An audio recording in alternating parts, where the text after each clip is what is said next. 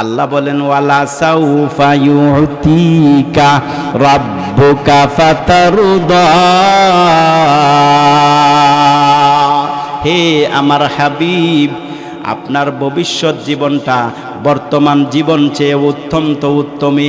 আমি আল্লাহ তোমাকে ওয়াদা দিলাম আমার হাবিব, আপনাকে অদূর ভবিষ্যতে এত মর্যাদা দিব, এত দান করব, যে দান পেয়ে আপনি সন্তুষ্ট হয়ে যাইবেন। সুবহানাল্লাহ।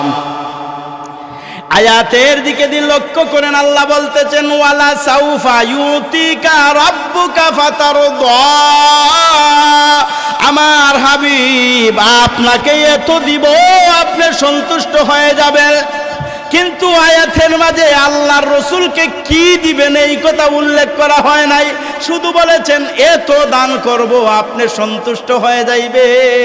কি দান করবেন এই কথা বলেন নাই, কথা কোন ঠিক কিনা? এই জন্য মুফাসসিরিনে কেরামগণ এই আয়াতের অনেকগুলো ব্যাখ্যা করেছেন। একটা একটা ব্যাখ্যা করলে অনেকগুলো সময়ের প্রয়োজন, আমিও তো লম্বা ব্যাখ্যা করব না। এই উম্মতের সবচেয়ে শ্রেষ্ঠ মুফাসসির, বড় মুফাসসির, যার চেয়ে বড় কোনো মুফাসসির নাই, এই মুফাসসিরের নাম হলো আব্দুল্লাহ ইবনে আব্বাস রাদিয়াল্লাহু তাআলা আনহুমা। কথা কোন ঠিক কিনা? এই আয়াতের ব্যাখ্যায় আব্দুল্লাহ ইবনে আব্বাস রাদিয়াল্লাহু তাআলা আনহুমা কি ব্যাখ্যা করেছেন, এমন একটা ব্যাখ্যা করেই আমি আমার আলোচনাটাকে আরো একটু সামনের দিকে অগ্রসর করে নিয়ে যাব। আব্দুল্লাহ ইবনে আব্বাস রাদিয়াল্লাহু তাআলা আনহু বলেন, হে উম্মতের দল, জানিয়া রাখো, আল্লাহ যে বলেছেন ওগো আমার প্রিয় হাবিব, আমি আল্লাহ তোমাকে এত দিব যে তুমি সন্তুষ্ট হয়ে যাবে।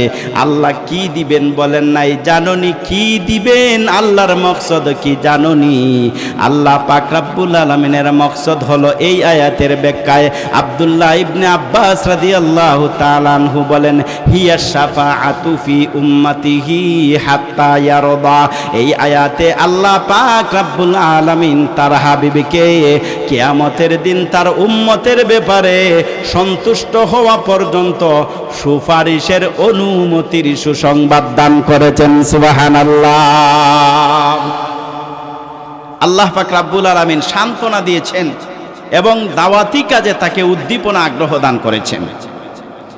এই সূরার যে বিষয়টা, এই বিষয়টা আলোচনাটাকে আমি আপনাদের সামনে উপস্থাপন করার চেষ্টা করব।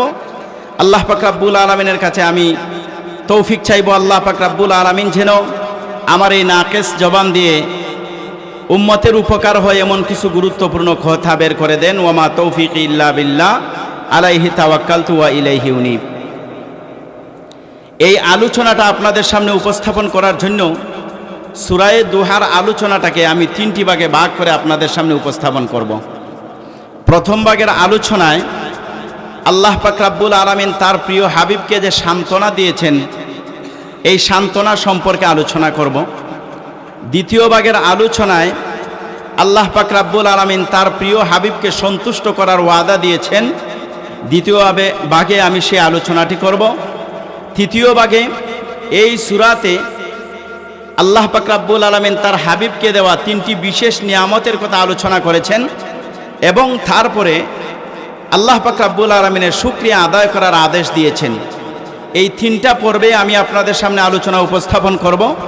আল্লাহ পাক রব্বুল আলামিন যেন আমাকে তাত্ত্বিকভাবে কিছু কথা বলার তৌফিক দান করেন, সবাই বলুন আমিন। এক নম্বর ভাগে আমরা আলোচনা করব এই সূরাতে আল্লাহ পাক রব্বুল আলামিন তার প্রিয় হাবিবকে সান্ত্বনা দিয়েছেন, সান্ত্বনার আলোচনা। আমরা কোনো মানুষ কখন সান্ত্বনা দেয়? যখন তার ভিতরে কোনো দুঃখ, কষ্ট, বেদনা বা বিরহ থাকে। কথা কোন ঠিক কিনা?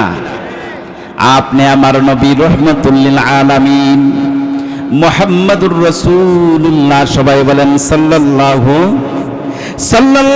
আলাইহি ওয়াসাল্লামকে সূরা দুহা নাজিল করিয়া আল্লাহ রাব্বুল আলামিন সান্ত্বনা দিয়েছেন। আমরা জানি কারো মনে যখন কষ্ট হয়, দুঃখ হয়, বেদনা হয়, বিরহ হয়, তখন তাকে সান্ত্বনা দেওয়া হয়। আল্লাহ পাক রব্বুল আলামিন তার হাবিবকে সূরা দুহা নাজিল করিয়া সান্ত্বনা দিয়েছেন। আমরা এই বিষয়টা জানতে হলে প্রথমে বুঝতে হবে কোন কষ্ট বা যাতনা, কোন বেদনা বা বিরহ রসুলের অন্তরে ছিল। যেই বেদনা কষ্ট যাতনাকে দূর করার জন্য আল্লাহ পাক রব্বুল আলামিন সূরা দুহা নাজিল করেছেন। কথাগণ ঠিক কিনা? তাহলে এক নম্বরে আমরা আলোচনা করব সূরা দুহা। এই সূরা দুহার প্রথম অংশে আল্লাহ পাক রব্বুল আলামিন তার হাবিবকে যে সান্ত্বনা দিলেন, কোন কষ্টের কারণে সান্ত্বনা দিলেন, তার ভিতরে কোন কষ্টটা ছিল। তাফসীরের কিতাবের মাঝে এই কষ্টগুলোর অনেক বর্ণনা পাওয়া যায়। সবগুলো বর্ণনা তো এখানের মাঝে উপস্থাপন করা সম্ভব হবে না। আমি উল্লেখযোগ্য কয়েকটি বর্ণনা আপনাদের সামনে উপস্থাপন করার চেষ্টা করব। যে কারণে আল্লাহ তার প্রিয় হাবিবকে সূরা দুহা নাজিল করিয়া সান্ত্বনা দিয়েছেন, এই কারণটা যদি আমরা জানতে পারি তাহলে এই সূরাটাকে কেন নাজিল করা হয়েছে এই বিষয়টাও আমাদের জানা হয়ে যাইবে। তাই আমরা প্রথমে জানব আপনি আমার হাবিব আল্লাহ রসুল সাল্লাল্লাহু আলাইহি ওয়াসাল্লামকে আল্লাহ কেন সূরা দুহা নাজিল করিয়া সান্ত্বনা দিয়েছেন। তাফসীরের কিতাবের মাঝে একটি বর্ণনা আনছেন। সেই বর্ণনাটাই হলো রসুল করিম সাল্লাল্লাহু আলাইহি ওয়াসাল্লামের কাছে আল্লাহর পক্ষ থেকে পবিত্র কোরআনের যাহা কিছু নাজিল করা হইতো রসুল সাল্লাল্লাহু আলাইহি ওয়াসাল্লাম সঙ্গে সঙ্গে মানুষের কাছে দাওয়াতি কাজে পৌঁছাইয়া দিতেন। কথাগণ ঠিক কিনা? কারণ রাসূলের কাজ ছিল মানুষের সামনে পবিত্র কোরআন তেলাওয়াত করে শোনানো। আল্লাহ পাক রব্বুল আলামিন বলেন, লাকাদ মান্নাল্লাহু আলাল মুমিনিন ইয বাআসা ফীহিম রাসূলাম মিন আনফুসিহিম ইয়াতলু আলাইহিম আয়াতিহি ওয়া ইউযাক্কিহিম ওয়া ইউআল্লিমুহুমুল কিতাবা ওয়াল হিকমা ওয়া ইন কানু মিন ক্বাবলু লাফি দালালিম মুবিন। আল্লাহ বলেন, হে ঈমানদার মুমিনের দল, আমি আল্লাহ তোমাদের প্রতি অনুগ্রহ করলাম। কিভাবে অনুগ্রহ করলাম? আমি আল্লাহ এমনইভাবে তোমাদের প্রতি অনুগ্রহ করলাম যে আমি আল্লাহ পাক রব্বুল আলামিন এমন একজন পয়গম্বর তোমাদের কাছে প্রেরণ করলাম, যেই পয়গম্বর দাওয়াতি কাজ করতে গিয়া সর্বপ্রথম তোমাদের সামনে পবিত্র কোরআন তেলাওয়াত করে শোনায়। বলেন সুবহানাল্লাহ। রাসূল সাল্লাল্লাহু আলাইহি ওয়াসাল্লামের কাছে নাজিল হওয়া কোরআন যখন রাসূল মানুষের সামনে প্রকাশ করিয়া দেয়, অটোমেটিকভাবে মানুষগুলো কোরআনের আয়াত জানতে পারে। এতএব কোরআন যদি কখনো ওহী অবতরণ যদি বিলম্ব হয় তাহলেও মানুষ বুঝতে পারে। কারণ রসুল যখন আল্লাহর পক্ষ থেকে যখন কোরআন নাজিল করা হয় রসুল জানাইয়া দেয়, জানাইয়া না দিলে কোরআন নাজিল না হইলে জানাইতে পারে না, জানানোও বন্ধ হয়ে যায়। কোরআন আয়াতগুলো আল্লাহর রসুল মানুষের সামনে তেলাওয়াত করে। এমনইভাবে পবিত্র কোরআন অবতরণ হওয়াটা কয়েকবার বিলম্ব হয়ে গেছে। বর্ণনার মাঝে আছে, সহিহ বুখারী শরীফের মাঝে বর্ণনা, তিরমিজি এবং মুসলিমের মাঝেও বর্ণনা আছে। জুনদুব ইবনে আব্দুল্লাহ রাদিয়াল্লাহু তাআলা আনহু থেকে বর্ণিত, তিনি বলেন, বাইনামা নাবিয়্যু সাল্লাল্লাহু আলাইহি ওয়াসাল্লাম ইয়ামশি ইদ আসাবাহু হাজারুন ফাউসিরা ফাদামিয়াত ইসবাউহু ফাকালা হাল আনতে ইল্লা ইসবাউন দামিতি ওয়া ফি সাবিলিল্লাহি মা লাকিতি। সহিহ বুখারী, মুসলিম এবং তিরমিজির বর্ণনা। জুনদুব ইবনে আব্দুল্লাহ রাদিয়াল্লাহু তাআলা আনহু বর্ণনা করেন, একদিন রাসূল করিম সাল্লাল্লাহু আলাইহি ওয়াসাল্লাম কোথাও হেঁটে যাচ্ছিলেন। আর যেহেতু ময়দান, মক্কার অলিগলি পথগুলো পাথর এবং বালু মিশ্রিত, রাসূল করিম সাল্লাল্লাহু আলাইহি ওয়াসাল্লামের পায়ে একটি পাথরের আঘাত লাগলো। পাথরের আঘাত লাগার সঙ্গে সঙ্গে রাসূল সাল্লাল্লাহু আলাইহি ওয়াসাল্লামের পবিত্র পা মুবারক থেকে জর্জর করে রক্ত পড়তে শুরু করলো। সুবহানাল্লাহ। রক্ত পড়তে শুরু করেছে। রাসূল করিম সাল্লাল্লাহু আলাইহি ওয়াসাল্লাম ওই আঙ্গুলটিকে উল্লেখ করে কবিতার একটি পংক্তি পড়লেন, কি সে পংক্তি কিতাবের মাঝে লেখেন, আল্লাহর রাসূল পড়েছেন, হাল আনতি ইল্লা ইসবাউন দামিতি ওয়া ফি সাবিলিল্লাহি মা লাকিতে। আল্লাহর রাসূল বললেন, তুমি তো একটা অঙ্গুলি, তোমা থেকে রক্ত বের হয়েছে। এই অঙ্গুলি, তুমি যে কষ্ট পেয়েছ এই কষ্ট বৃথা যাবে না, এই কষ্ট তো আল্লাহর রাস্তায় কষ্ট পেয়েছ, এর সওয়াব আল্লাহ তোমাকে আখিরাতে দান করবেন। কথা কোন ঠিক কিনা? এই ঘটনাটা যাওয়ার পর থেকে নিয়ে ওহী বিলম্ব হচ্ছে, ওহী আসছে না, আল্লাহর রাসূলের কাছে ওহী আসছে না। মূলত ওহী বিলম্ব হওয়ার অনেকগুলো কারণ আছে। ইসলামের শুরুর দিক থেকে একবার লম্বা সময় ওহী বিলম্ব হয়েছে। তখন বেঈমান মুশরিকরা রাসূল করিম সাল্লাল্লাহু আলাইহি ওয়াসাল্লামকে নিয়ে কটাক্ষ করেছে। আরও একবার ওহী বিলম্ব হয়েছে। একবার ইহুদি বা মুশরিকরা রাসূল করিম সাল্লাল্লাহু আলাইহি ওয়াসাল্লামকে আসিয়া তিনটা প্রশ্ন করলো। এক নম্বরের প্রশ্ন, মুহাম্মদ বলো তো ওই সমস্ত যুবকের কাহিনী যারা ঈমান রক্ষার জন্য, আল্লাহর তাওহীদের বিশ্বাসকে রক্ষার জন্য নিজের দেশ বাড়ি ঘর সবগুলোকে বিসর্জন দিয়া অনিল জঙ্গলের মাঝে চলে গিয়ে, এই যুবকদের ব্যাপারে আপনি কি জানেন, আপনি একটু আমাদেরকে বলেন। এক নাম্বার প্রশ্ন করলো। তারা আরও একটি প্রশ্ন করলো, এমন একজন বাদশার সংবাদ আমাদেরকে দেন যেই বাদশা পূর্ব থেকে পশ্চিম, উত্তর থেকে দক্ষিণ গোটা বিশ্বকে ভ্রমণ করেছেন। তিন নাম্বার প্রশ্ন, হে মুহাম্মদ, আমাদের দেহের মাঝে যে আত্মা আছে এই আত্মার স্বরূপ কি, এই আত্মার হকিকত কি, আমাদেরকে একটু বুঝাও। ইহুদিরা অথবা মুশরিকরা যখন এই প্রশ্নটা করলো, রাসূল করিম সাল্লাল্লাহু আলাইহি ওয়াসাল্লাম বললেন, আগামীকাল আমি বলে দিব, কিন্তু তিনি ইনশাআল্লাহ বলতে ভুলিয়া যান। কথা কোন ঠিক কিনা?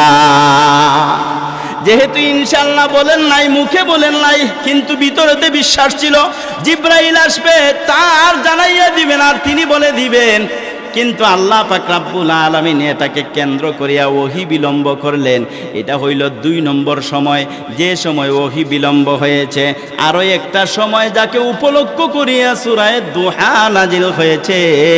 3 নম্বর সময় আল্লাহর রাসূলের যখন অঙ্গুলি মুবারক দিয়ে রক্ত বের হয়, ওহী বিলম্বিত হয়েছে। ওহী যেহেতু বিলম্বিত হয়েছে, এবার তো রাসূল সাল্লাল্লাহু আলাইহি ওয়াসাল্লাম মানুষের কাছে নতুন কোরআনের আয়াত আর তেলাওয়াত করতে পারে না, কারণ আইলে তো পড়তেন। কথা বুঝতেছেননি? মুহাম্মদ হরগিজ না গোফতা, তা না গোফতা জিবরাইল, জিবরাইল হরগিজ না গোফতা, তা না গোফতা গিরবেগির। মুহাম্মদ তো ওই সময় পর্যন্ত কোনো কথা বলতে পারে না, কথা বলে না, যতক্ষণ পর্যন্ত জিবরাইল আসিয়া তাকে জানাইয়া না দেয়। আর জিবরাইল ততক্ষণ পর্যন্ত মুহাম্মদুর রাসূলুল্লাহর কাছে আসিয়া কোনো কথা বলে না, যতক্ষণ পর্যন্ত আল্লাহ তাকে জানাইয়া না দেয়। কথা কোন ঠিক কিনা? এবার যখন জিবরাইল আসে না, নতুন ওহী আসে না, ওহী হলো বাতিলের মোকাবেলায় সংগ্রামের একমাত্র শক্তি, আল্লাহর পক্ষ থেকে বরকতময় সেই সূত্র।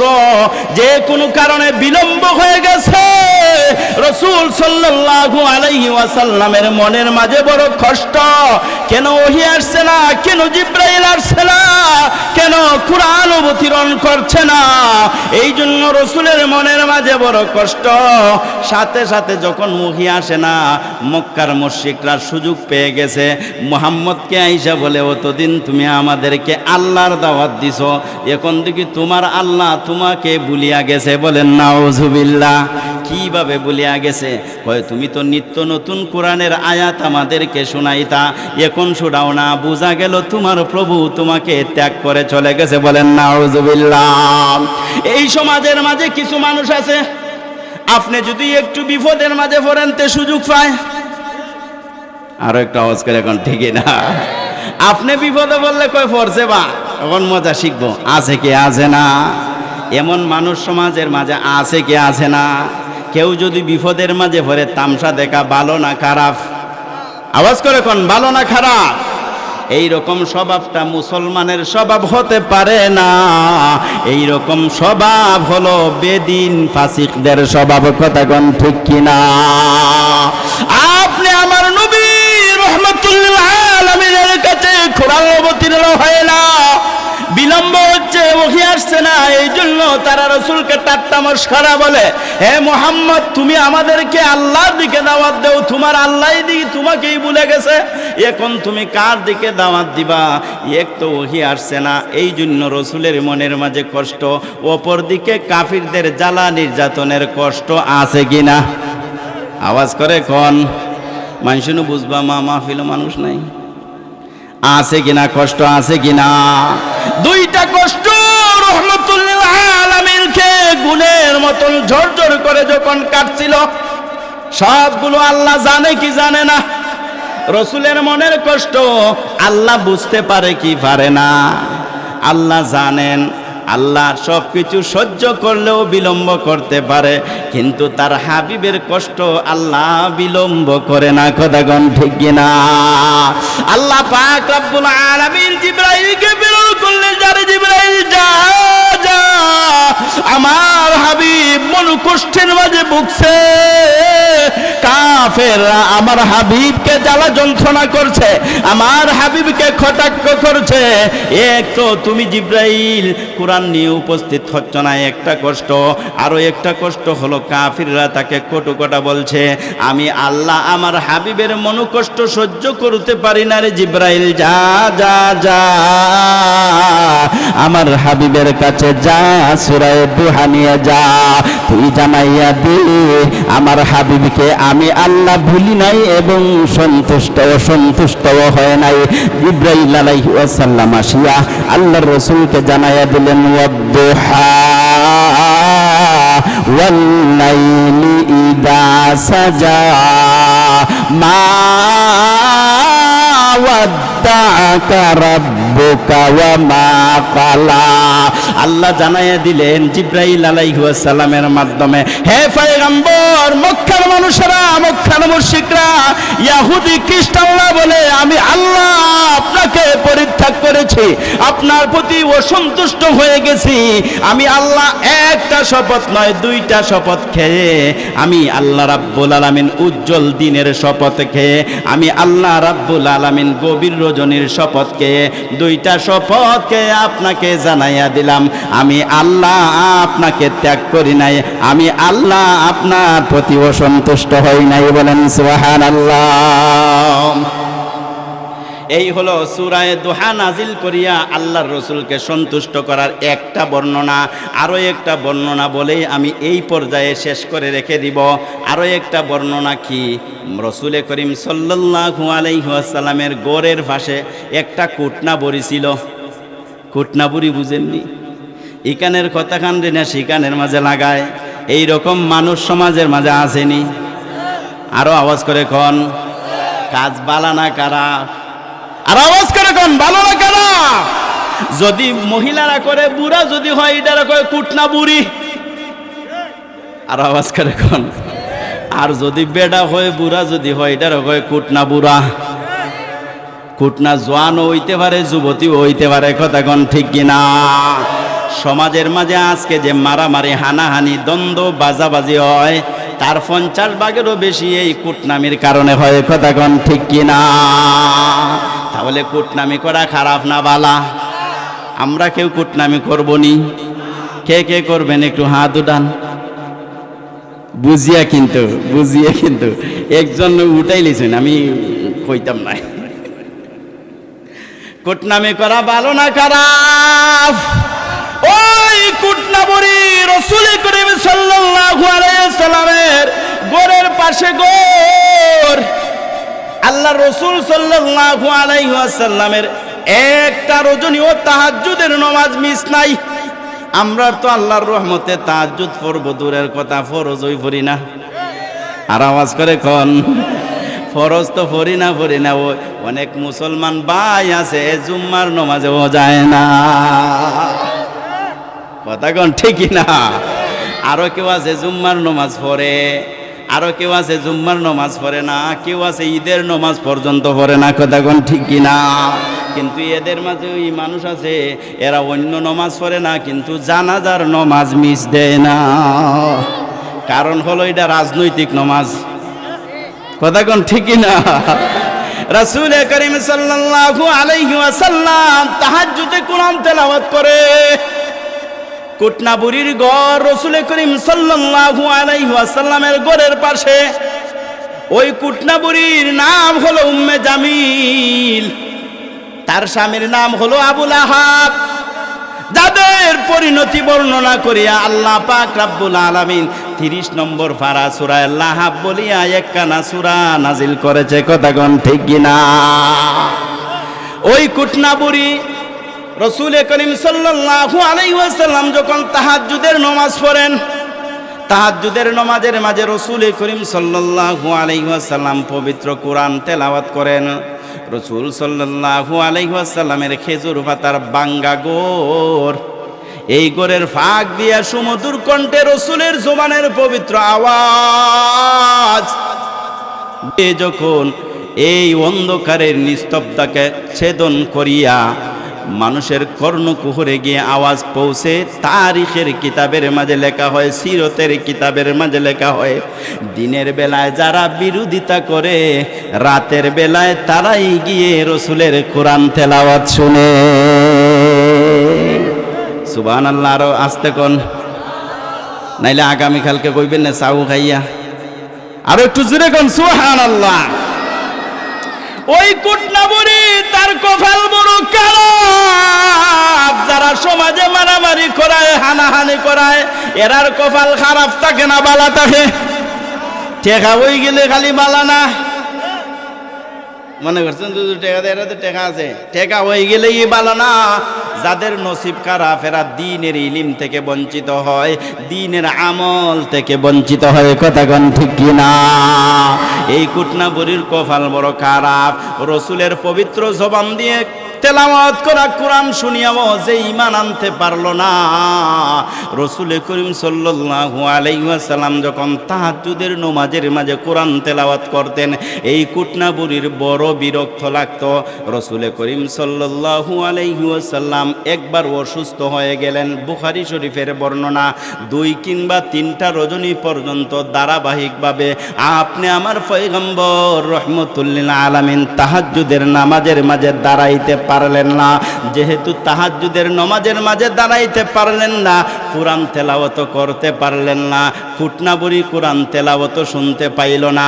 পরের দিন সকালবেলা আসিয়া রাসূল করিম সাল্লাল্লাহু আলাইহি ওয়াসাল্লামকে উপহাস করিয়া বলতেছে, ইয়া মুহাম্মদ মা আরা শায়তানাকা ইল্লা কাদ তারাকাকা, বলেন নাউযুবিল্লাহ। আসিয়া বলতেছে, ইয়া মুহাম্মদ মা আরা শায়তানাকা ইল্লা কাদ তারাকাকা। 2 রজনী গেল, 3 রজনী গেল, হে মুহাম্মদ আমার মনে হয় তোমার শয়তানটা তোমাকে ত্যাগ করে চলে গেছে, বলেন নাউযুবিল্লাহ। কেন রে, আজকে 2 রজনী হয়ে গেল, 3 রজনী হয়ে গেল, তুমি তো আর রাত্রে দাঁড়াইয়া তোমার প্রভুর কালাম তেলাওয়াত করো না, আমার মনে হয় তোমার শয়তান তোমাকে ভুলে গেছে, বলেন নাউযুবিল্লাহ। কারে শয়তান কইতেছে বুঝতেছেন নি? নসিব কত খারাপ থেকে। হে মুহাম্মদ আমার মনে হয় তোমার শয়তান তোমাকে ভুলে গেছে। আল্লাহকে যদি এমন গালি দেয় মুসলমানের কষ্ট লাগবে কি লাগবে না? রাসূলকে গালি দিলে মুসলমানের কষ্ট লাগে কি লাগে না? মুসলমান নামাজ পড়ে না, রোজার দাঁড় না, অনেক সময় খালাফরদার অন্ধকারে গিয়া দিনের বেলায় রমজান মাসও খাইয়ালায়, কিন্তু আল্লাহর রাসূলরে গালি দিলে কয় হুজুর শেষ সীমানাত গেছে কি সহ্য করতে পারি না, কথা কোন ঠিক কিনা? তো আমি যদি আমার হাবিবকে গালি দেওয়া সহ্য করতে পারি না, আল্লাহকে গালি দেওয়া সহ্য করতে পারি না, যিনি হলেন ঈমানের মাঝে কামিল, যিনি হলেন তাকওয়ার মাঝে কামিল, সেই রহমতুল্লিল আলামিনের কত কষ্ট লাগবে, কথা কোন ঠিক কিনা? আর তাহাজ্জুদের নামাজ কত মজার নামাজ। তাহাজ্জুদের নামাজের ব্যাপারে আল্লাহ পাক রব্বুল আলামিন বলেন, ইন্না নাশিআতাল লাইলি হিয়া আশাদ্দু ওয়াতআউ ওয়া আকওয়ামু কিলা ওয়া মিনাল লাইলি ফাতাহাজ্জাদ বিহি নাফিলাতাল লাকা আসা আইয়াবআসাকা রাব্বুকা মাকামাম মাহমুদা। তাহাজ্জুদের ব্যাপারে রাসূল করিম সাল্লাল্লাহু আলাইহি সাল্লামকে আল্লাহ উৎসাহিত করেছেন, এই ইমানদার জীবনে একদিন হলেও যদি পারো তাহলে এক সপ্তাহ বড় মাসে এক সপ্তাহ যদি পারো যে সময় মনে হয় তাহাজ্জুদের নামাজ পড়িও। তাহাজ্জুদের নামাজ হলো আল্লাহ পাওয়ার সবচেয়ে উত্তম দরজা। কথা কোন ঠিক কিনা? এক তো তাহাজ্জুদের নামাজ পড়তে পারছেন না, 2 নম্বর হলো কুটনাবরী রাসূল করিম সাল্লাল্লাহু আলাইহি সাল্লামকে গালি দেয়। আল্লাহর রাসূলের মনের মাঝে কষ্ট লাগছে কি লাগছে না? আল্লাহ দেখতেছে। আল্লাহ জিবরাইলকে প্রেরণ করিয়া সূরা দুহা নাজিল করিয়া জানাই দিয়েছে, যা এ জিবরাইল আমার হাবিবের কাছে জানাইয়া দে, আমার হাবিব যেন উম্মে জামিল কুটনাবরীর কথায় যেন মনের মাঝে কষ্ট নেয় না। আমার হাবিব অসুস্থতার কারণে তাহাজ্জুদের নামাজে দাঁড়াইতে পারে না, এই জন্য যেন মনে কষ্ট নেয় না। এই কুটনাবরী বলে, আমি নাকি তোমাকে ত্যাগ করেছি, তোমার প্রতি অসন্তুষ্ট হয়ে গেছি। আমি আল্লাহ আমার জিবরাইলের মাধ্যমে সূরা দুহা নাজিল করিয়া তোমাকে জানাইয়া দিলাম, ওয়াদ-দুহা ওয়াল-লাইলি ইযা সাজা মা ওয়াদ্দাআকা রাব্বুকা ওয়া মা কালা। হে হাবিব, আমি 2টা শপথ করলাম, একটা হলো উজ্জ্বল রজনীর শপথ, আরো একটা হলো নিথর নিস্তব্ধ নিঝুম গভীর রজনীর শপথকে আমি আল্লাহ বললাম। মক্কার মুশরিকরা বলে আমি আল্লাহ তোমাকে ভুলে গিয়েছি, কুটনাবরীরা বলে আমি আল্লাহ তোমাকে ভুলে গিয়েছি, আমি আল্লাহ তোমার প্রতি অসন্তুষ্ট হয়ে গেছি। না না না, আমি আল্লাহ 2টা শপথকে বললাম, আমি আল্লাহ তোমাকে মুহূর্তের জন্য ভুলি না। সুবহানাল্লাহর একটা আওয়াজ করে কোন। তাহলে এবার আসেন, আল্লাহ পাক রব্বুল আলামিন কয়টা শপথ খাইলেন? আওয়াজ করে কোন, আরো আওয়াজ করে। 2টা শপথ খাইলেন। একটা শপথ খাইলেন উজ্জ্বল দিনের কসম, একটা শপথ খাইলেন নিঝুম গভীর রজনীর কসম। উজ্জ্বল দিনের কসম আর গভীর রজনীর কসমের মাঝে আর এই বিষয়ের মাঝে বেজার হওয়ার মাঝে সন্তুষ্ট করার মাঝে কি সম্পর্ক? এই কথাটা বলে প্রথম পর্ব আলোচনা শেষ করব। এখানের মাঝে সম্পর্ক, দিনের বেলা আলোকিত, কথা কোন ঠিক কিনা, রাতের বেলা হলো অন্ধকার। আল্লাহ বুঝাইতে চাইছেন ওহী যখন নাজিল হয় এটা হলো দিনের আলোর মতো, সুবহানাল্লাহ। আর ওহী বিলম্বিত হচ্ছে, নাজিল হচ্ছে না, এটা হলো রাতের মতো, সুবহানাল্লাহ। হে পয়গম্বর, আমি আল্লাহ 2টা শপথ খাইলাম, একটা দিনের শপথ একটা রাতের শপথ।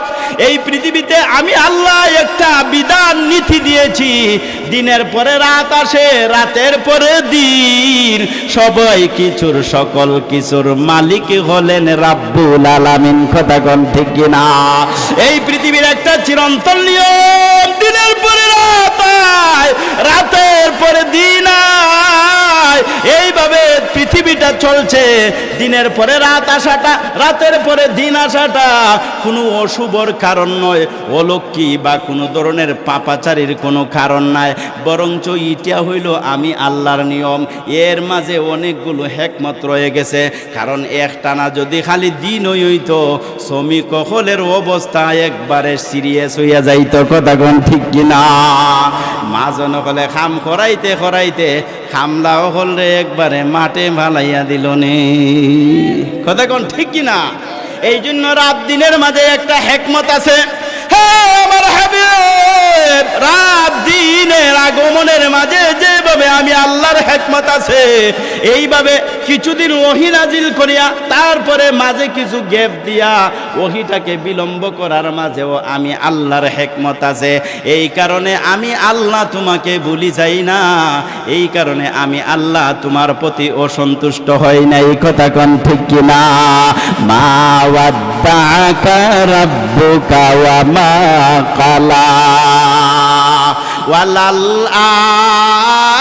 আখিরাতু খায়রুল লাকা মিনাল উলা ওয়ালা সাওফা ইউতিকা রাব্বুকা ফাতারদা।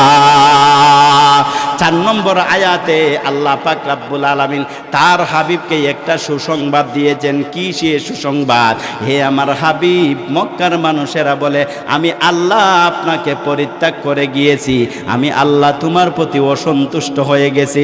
আমি আল্লাহ তোমাকে জানাই দিলাম আমার হাবিব, তুমি জানিয়া রাখো তোমার বর্তমান অবস্থা থেকে ভবিষ্যতের অবস্থা আরো উত্তম। সুবহানাল্লাহ।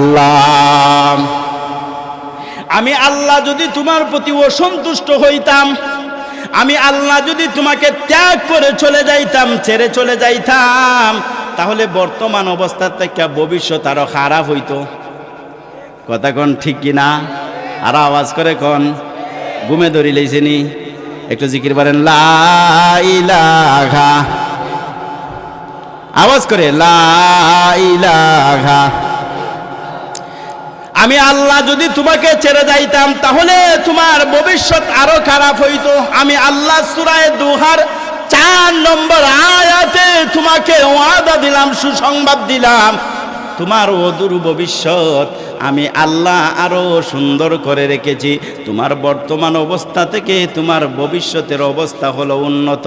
আল্লাহ 2টা শব্দ ব্যবহার করেছেন, একটা শব্দ হলো ওয়ালাল আখিরা, একটা শব্দ হলো আখেরা, আর একটা শব্দ হইল উলা। আখেরা শব্দ দ্বারা হলো শেষ অবস্থা, পরবর্তী অবস্থা।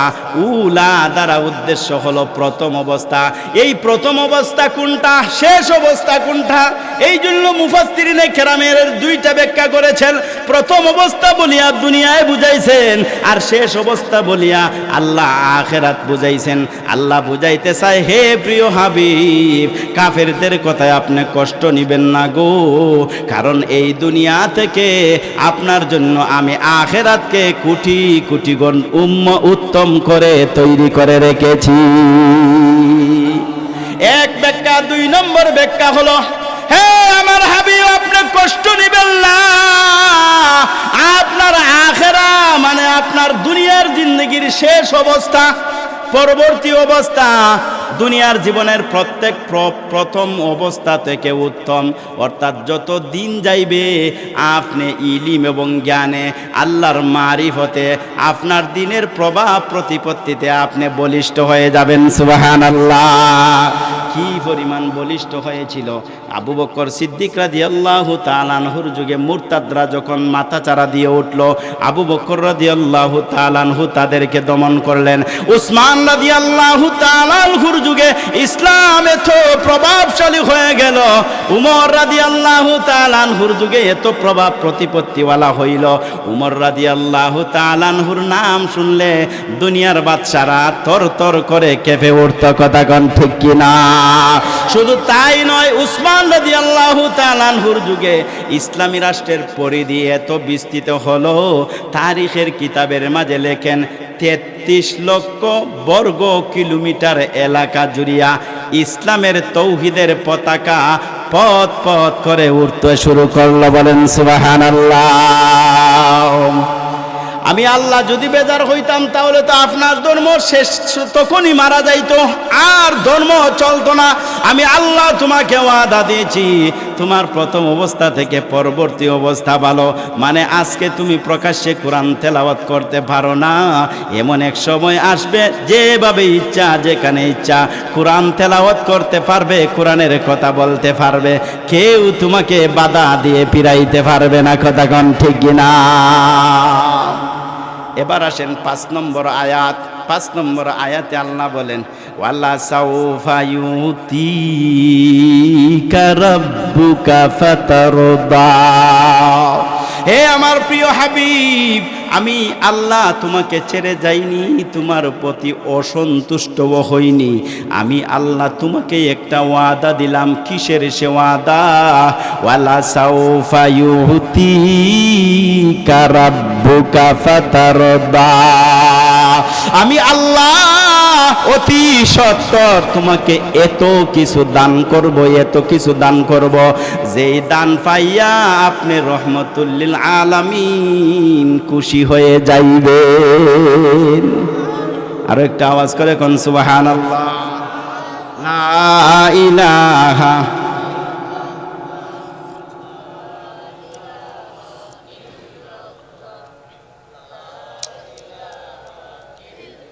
লা ইলাহা ইল্লাল্লাহ, লা ইলাহা, লা ইলাহা ইল্লাল্লাহ,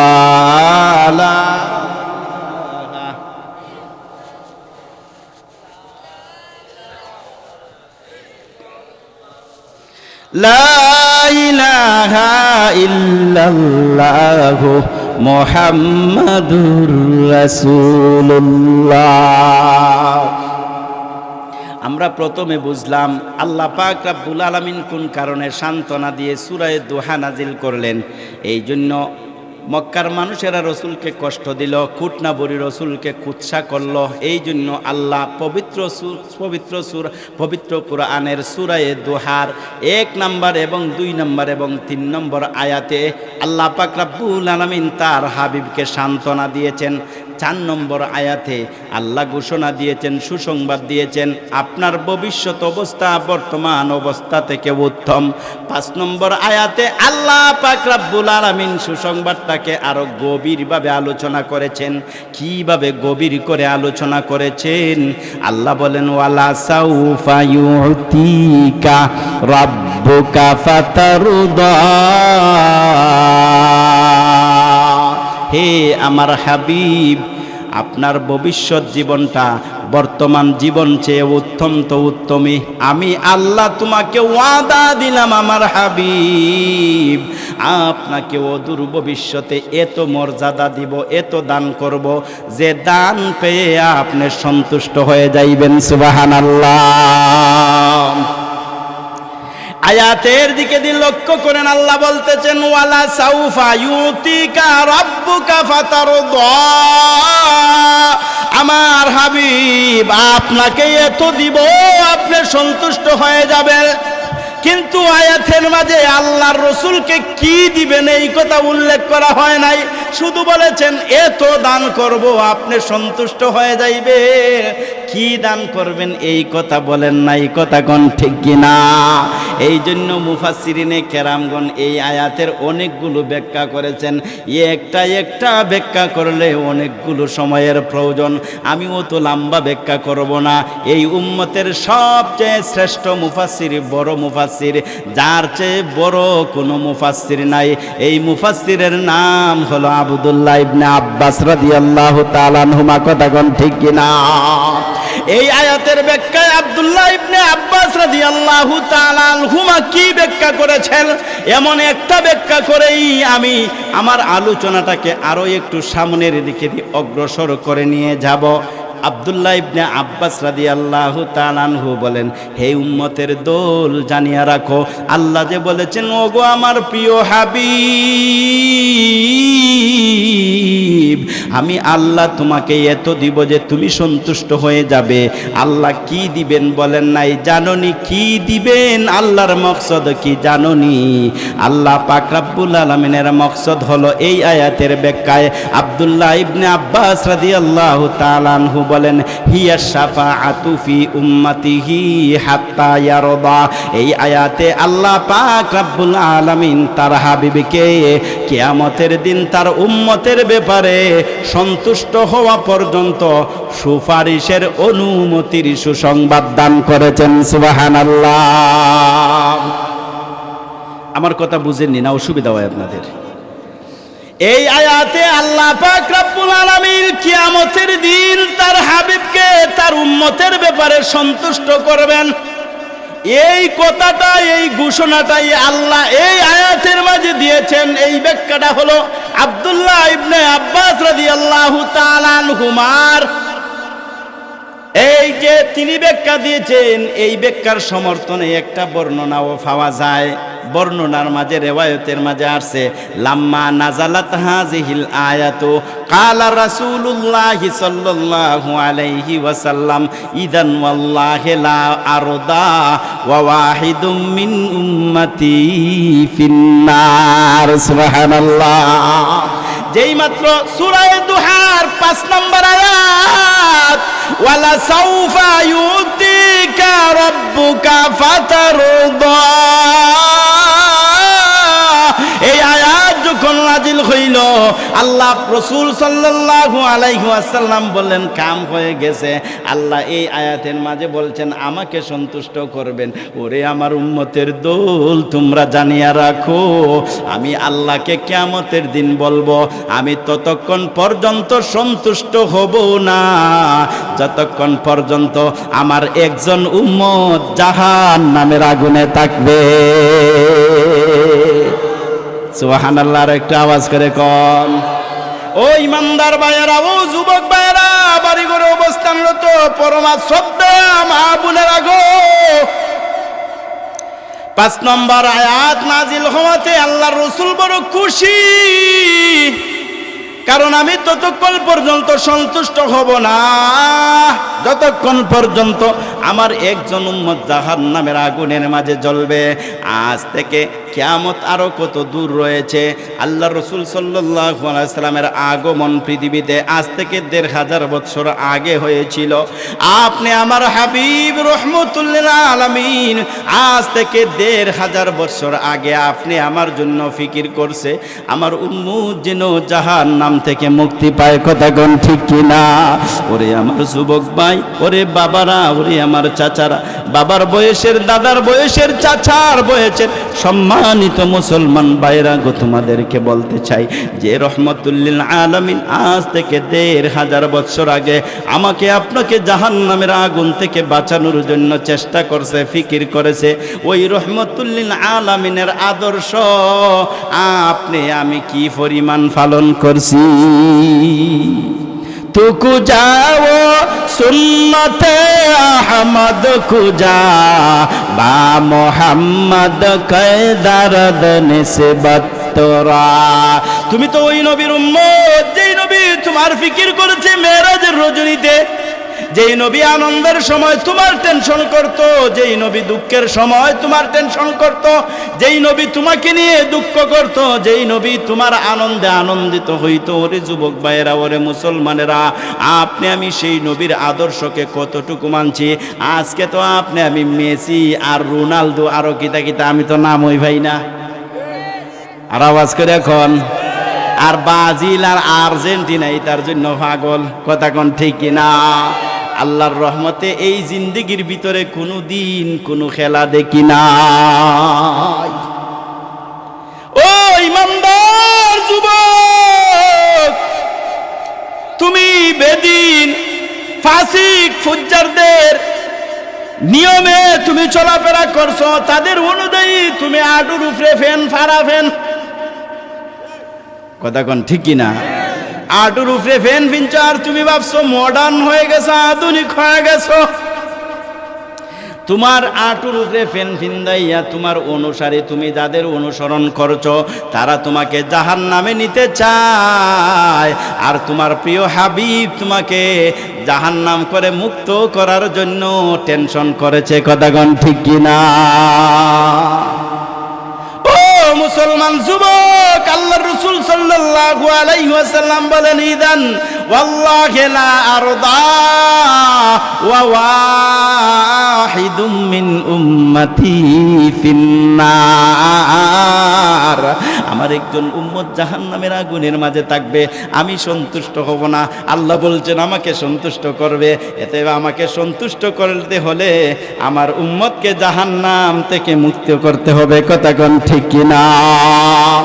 এই জন্য অপর একটি বর্ণনাতে আসছে তালা রাসূলুল্লাহ সাল্লাল্লাহু আলাইহি ওয়াসাল্লাম ইয়াওমান ফি ইব্রাহিম রাব্বি ইন্নাহুন্না আদলালনা কাসীরাম মিনান নাস ফামান তাবিআনি ফাইন্নাহু মিন্নি ওয়া মান আসানি ফাইন্নাকা গাফুরুর রহিম। وقال عيسى ابن مريم إن تعذبهم فإنهم عبادك وإن تغفر لهم فإنك أنت العزيز الحكيم। বর্ণনার মাঝে আসছে এই যে দুই আয়াত, একটি আয়াত হলো সূরা ইব্রাহিমের, ইব্রাহিম আলাইহিস সালাম তার উম্মত সম্পর্কিত আলোচনার আয়াত। আরেকটি আয়াত হলো সূরা মায়েদার আয়াত। এই সূরার মাঝে ঈসা আলাইহিস সালাম এবং তার উম্মত সম্পর্কিত আলোচনার আয়াত। এই দুইটা আয়াত পড়িয়া রাসূল করিম সাল্লাল্লাহু আলাইহি ওয়াসাল্লাম ফারাফা ইয়াদাইহি ওয়া বাকা, আয়াত দুইটি তেলাওয়াত করিয়া হাত দুটিকে উপর দিকে এইভাবে উঠাইয়া রাসূল করিম সাল্লাল্লাহু আলাইহি ওয়াসাল্লাম কাঁদতেছেন। বলেন সুবহানাল্লাহ। আল্লাহ পাক রব্বুল আলামিন জিবরাইলকে ডাক দিলেন, ইয়া জিবরাইল ইযহাব ইলা মুহাম্মদ, হে আমার জিবরাইল যাও আমার হাবিবের কাছে যাও, আমার হাবিবকে গিয়ে বলো আমার হাবিব কেন কাঁদতেছে। হাদিসের মাঝে আবার এই কথাটাও আছে, আল্লাহ জানেন কি জানেন না? ওয়া রাব্বুকা আলামু, তোমার প্রভু ভালো করে জানেন, তারপরেও তুমি জিবরাইল সরাসরি গিয়ে মুহাম্মদকে জিজ্ঞাসা করো কাঁদে কেন। আল্লাহর রাসূল সাল্লাল্লাহু আলাইহি ওয়াসাল্লামের কাছে জিবরাইল আসিয়া বলতেছেন, ওগো রহমতুল লিল আলামিন আপনি কাঁদছেন কেন? আপনি কাঁদলে তো আল্লাহ জিজ্ঞাসা করে, কথা কোন ঠিক কি না? এ আল্লাহর হাবিব আপনি কাঁদছেন কেন? আল্লাহ আমাকে প্রেরণ করেছে আমি যেন আপনাকে জিজ্ঞাসা করি আপনি কেন কাঁদেন, আপনার কাঁদার কারণ কি? রাসূল করিম সাল্লাল্লাহু আলাইহি ওয়াসাল্লাম বলেন, ওরে জিবরাইল আমি কাঁদতেছি কিয়ামতের কঠিন ময়দানে আমার গুনাহগার উম্মতের কি অবস্থা হবে। এ জিবরাইল আমি আমার উম্মতের মাগফিরাতের জন্য কাঁদছি, তুমি গিয়ে আল্লাহকে বলো আমার কাঁদার কারণ হলো আমার উম্মতের মাগফিরাতের জন্য কাঁদছি। জিবরাইল আলাইহিস সালাম আল্লাহর কাছে গেছেন, বর্ণনার মাঝে আছে আল্লাহ তো জানেন, তারপরেও জিবরাইল আলাইহিস সালামকে জিজ্ঞাসা করলেন, তুমি দে আমার হাবিবের কাছে গেলা, আমার কি পরিমাণ আগুন আছে? ওই সূর্যের মাঝে যে আগুন বার হয়, যে এইভাবে মোম জ্বালাইলে বাতি জ্বালাইলে যে আগুন লম্বা হয়, সূর্যের আগুনটা হলো 15 লক্ষ কিলোমিটার এলাকা জুড়ে। বলেন সুবহানাল্লাহ। এই পৃথিবী থেকে 70 গুণ পাওয়ারফুল একটা সূর্য কিয়ামতের দিন তৈরি করে মাথার উপর রেখে দেওয়া হবে। 9 কোটি 30 লক্ষ মাইল দূরের সূর্য। তারপরে চৈত্র মাসে খাকা রোদ যখন উদিত হয় তখন আর রোদের মাঝে থাকা যায় না, গাছের আশ্রয় আমরা নেই, গাছের ছায়ার নিচে চলে আসি। ও ইমানদার, এমন একদিন আসবে পৃথিবীর মতন, আজকের পৃথিবীর মতন কোনো ছায়া সেদিন থাকবে না। সেদিন একটা ছায়া থাকবে, তা হলো আল্লাহর আরশের ছায়া। কথা কোন ঠিক কিনা? আদম আলাইহিস সালাম থেকে নিয়ে দুনিয়ার কিয়ামতের নিকটবর্তী সময় পর্যন্ত জন্ম নেওয়া সবগুলো মানুষ হাসরের ময়দানে উত্থিত হবে। আল্লাহর রাসূল বলেন এই দিনটা এত প্রখর হবে, এত তীব্র হবে, মানুষ মানুষের কথা ভুলে যাবে, নিজের কথা ভুলে যাবে, মানুষ শুধু মুক্তির জন্য পলায়ন করবে। এমতা অবস্থায় সব মানুষগুলো পেরেশান হয়ে যাবে। মানুষ সবাই আমি রহমতুল লিল আলামিনের কাছে এক পর্যায়ে আসিয়া সুপারিশের জন্য অনুমতি চাইবে। আমি যেন আল্লাহর কাছে সুপারিশ চাই, আমি সুপারিশ করব, সুপারিশের মাধ্যমে বিচার আরম্ভ হয়ে যাবে। জান্নাতীরা জান্নাতে, জাহান্নামীরা জাহান্নামে চলে যাবে, যারা জান্নাতে যাবে দুই গ্রুপ প্রথম থেকেই জান্নাতে চলে যাবে। একদল মানুষ যাদেরকে আল্লাহ পাক রব্বুল আলামিন যাদের নেকির পাল্লা ভারী হবে, যাদেরকে হিসাব ছাড়াই আল্লাহ বেহেশতের মাঝে দিয়ে দিবেন। আল্লাহর রাসূল সাল্লাল্লাহু আলাইহি ওয়াসাল্লাম বলেন, ইয়াদখুলু মিন উম্মতি ৭০ আলফান বিগাইরি হিসাব। এই উম্মতের ৭০,০০০ মানুষ বেলা হিসাব জান্নাতের মাঝে প্রবেশ করবে। সুবহানাল্লাহ। আরো একদল মানুষ হবে, যেই সমস্ত মানুষকে আল্লাহ সহজ হিসাবের মাধ্যমে জান্নাতের মাঝে দিয়ে দিবেন। এই দুই দল মানুষ যখন জান্নাতের মাঝে চলে যাবে আর জাহান্নামীরা যখন জাহান্নামের মাঝে চলে যাবে, আল্লাহর রাসূল দেখবেন তার অনেকগুলো উম্মত তখন জাহান্নামের মাঝে নিপতিত, জাহান্নামের মাঝে চিৎকার করছে। রাসূল বলেন, আমি সঙ্গে সঙ্গে আল্লাহর কাছে আবেদন করব, আল্লাহ আপনি না বলেছেন আমাকে মাকামে মাহমুদ দিয়ে দিবেন, আমাকে তো হাসরের ময়দানে শাফাআতে কুবরার জন্য মাকামে মাহমুদ দিয়েছেন, এবার আমি আবার মাকামে মাহমুদের মাঝে উঠতে চাই, আমাকে ওই অনুমতিটা দেন। কারণ কেন উঠব গো, আমার অনেকগুলো গুনাহগার উম্মত এখনো জাহান্নামের আগুনের মাঝে জ্বলতেছে। আল্লাহ বলবেন, বন্ধুরে আমি তো প্রথমেই তোমাকে জানিয়ে দিয়েছি, তোমার সবগুলো সুপারিশ তোমার উম্মতের ব্যাপারে তুমি সন্তুষ্ট হওয়া পর্যন্ত আমি কবুল করব। সুবহানাল্লাহ।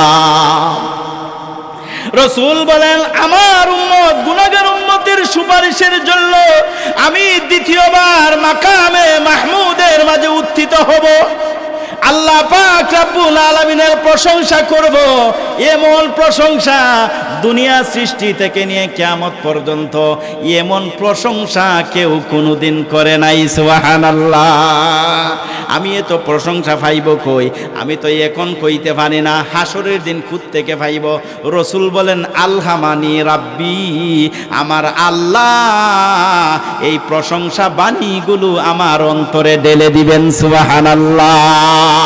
আল্লাহ ঢেলে দিবেন আর আমি এই বাণীগুলো বলবো, আমি আল্লাহর প্রশংসা বাণী বলবো, আল্লাহ খুশি হয়ে যাবেন। আল্লাহ বলবেন, হে আমার হাবিব ইরফা রাসাকা ওয়া কুল ইউসুমা, হে আমার হাবিব আর মাকামে মাহমুদে পড়িয়া আর দীর্ঘ লম্বা সজিদা করতে হবে না,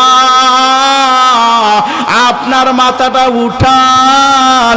কিসের জন্য আপনি সজিদায় মাঝে পড়ছেন একটু বলেন। ওয়াকুল ইউসুমা, আপনি বলেন গো, আপনার কথা শোনা হবে। ওয়াশফা তুশাফা, আপনি যদি সুপারিশ করেন আপনার সুপারিশ কবুল করা হবে। সুবহানাল্লাহ। ওয়াসাল তুতা, আপনি যা চাইবেন আমি আল্লাহ তাই দিব। আল্লাহর রাসূল বলবেন, আমার গুনাহগার উম্মতরা জাহান্নামের আগুনের মাঝে জ্বলতেছে, আমার হামাওলা আমি আমার গুনাহগার উম্মতগুলোকে জাহান্নাম থেকে উঠাইয়া জান্নাতে দেওয়ার জন্য শাফাআত করতেছি। সুবহানাল্লাহ। আল্লাহ বলবেন, আমার হাবিব ওই সমস্ত গুনাহগার, যে সমস্ত গুনাহগার উম্মতের অন্তরের মাঝে গমের দানা পরিমাণ ঈমান আছে, আপনি যান তাদেরকে জাহান্নাম থেকে বের করে নিয়ে আসেন। রাসূল করিম সাল্লাল্লাহু আলাইহি ওয়াসাল্লাম বলেন, ফাআফআলুহু, আমি তারপরে এই কাজটা করব।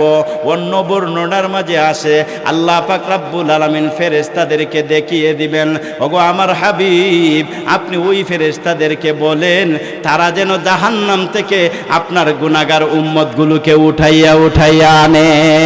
আমি গিয়ে যখন বলবো ফেরেশতাগুলো জাহান্নামের মাঝে গিয়া ওই সমস্ত মুমিন ইমানদার গুনাহগার যাদের অন্তরের মাঝে একটা গমের দানা পরিমাণ ঈমান আছে, ওই সমস্ত ঈমানদারগুলোকে উঠাইয়া জান্নাতের দিকে প্রেরণ করবে।